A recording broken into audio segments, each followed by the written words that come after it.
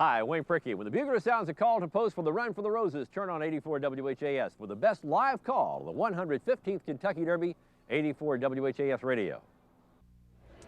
Not only is Millionaires Row a nice economic address to have today, it's also a warm place to be. Let's go to Milton Metz. Well, you meet all kinds of talented people on Millionaires Row. And this is a couple. They have the best of both worlds because they're both successful in show business. We have Frank Gifford, who is an ex-professional all-star football player and star extraordinary for network television sports. And with him is Kathie Gifford, his charming wife. I'm under here, believe it or not. I'm under here. Under the head, that's right. Millionaires Row, is that what you call it? We're in the wrong place, honey. That's right.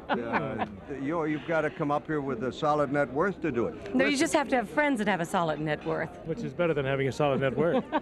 What attracted this man to you, is what I'd like to know. Well, Milton, how could you ask?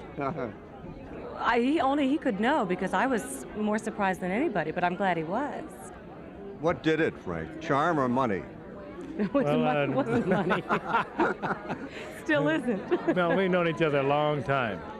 When we first met each other many, many years ago, we were both involved in other relationships called marriages. And all of a sudden, as good friends, something changed, and we decided that hanging out together was better than hanging out with the people we're hanging out with. Honey, you're making it sound kind of seedy. Neither of us left our marriages for each other. Basically. Absolutely, no, I didn't say that. Well, it sounded like that. Basically, if I know what I know now, I would have. Charming man, isn't he? Yes, and romantic. Milton, why is that so close to my mouth? Am I not speaking up enough? We want to get all the jewel tones. I love the interplay you have with Regis Philbin. You seem to know all the material. You help him. You've done your homework.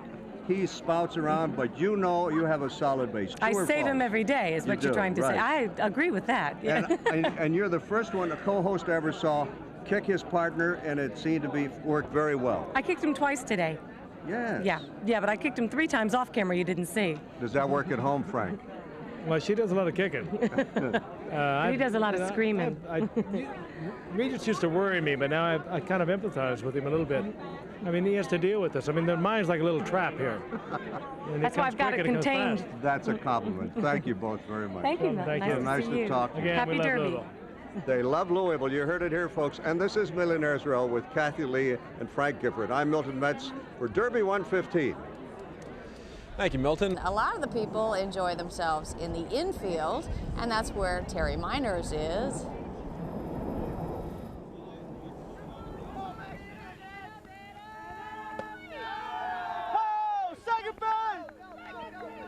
Ladies and gentlemen, we don't need horse races in the infield when we have Major League Baseball out here played by insane human beings. Sour Gang is hosting a team they call the Mutants in here. Who are you, sir? Rick Sauer, the Sour Gang. I'm the pitcher, by anyway.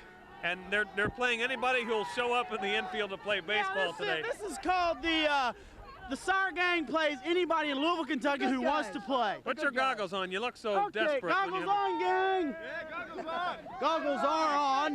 Like I said, this is the Sour Gang. True or false? I'm Cecilia. True or false? Did Mr. Pete Rose show up here and bet $1 million the Sour Gang was going to win this game?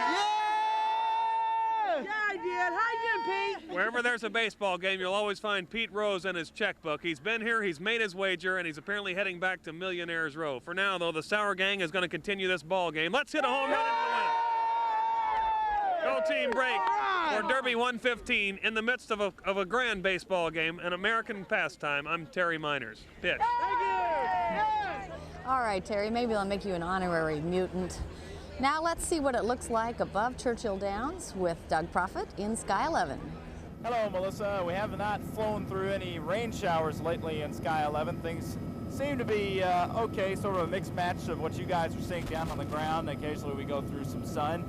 Well, we were sort of interested, you know, you hear about the jet set and how they come to Louisville, and this is one way. This is Standiford Field, and row after row of expensive jets are parked out here on the runways. Millions and millions of dollars worth of Lear jets and airplanes, they're all out here, and carrying everybody from the millionaires to the horse trainers to the celebrities that you guys have been interviewing down there at Churchill Downs. And checking out the traffic situation as you approach the Downs at this time of the day, it looks like most anybody who's going to be there is probably there.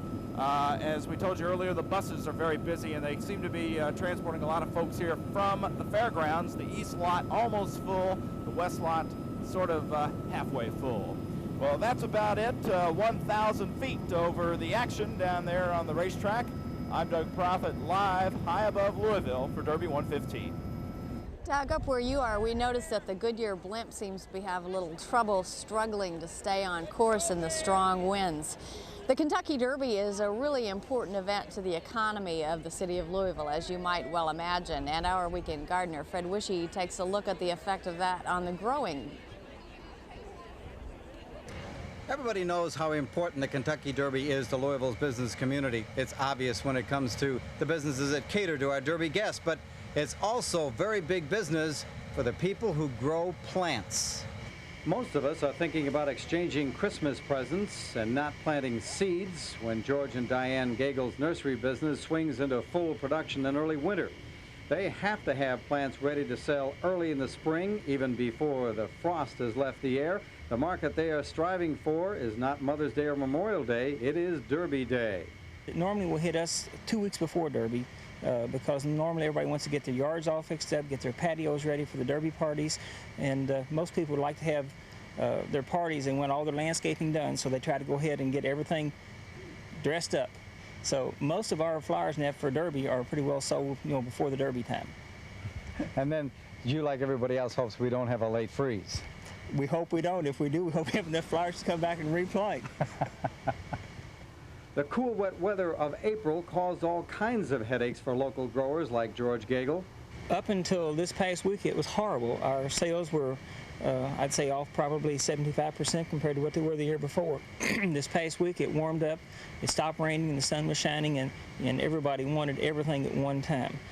So our sales really, over the past month, we're running about 3 weeks behind as of today. What's new in bedding plants this year? Well, George sees renewed interest in geraniums, especially one that is blood red, neat, compact, with flowers that don't shatter. And he says the name of that one is Tango. So if you're looking for a real winner, take an inside tip from the man who knows and get a winning ticket on Tango. I'm Fred Wiche for Derby 115. The sun is out again here at Churchill Downs, just to tantalize the people over with us on the first turns. It has brought them to their feet. Everyone seems to be looking for a program, looking for the right horse. We just saw them go by a few minutes ago on the track, getting ready for the 4th race.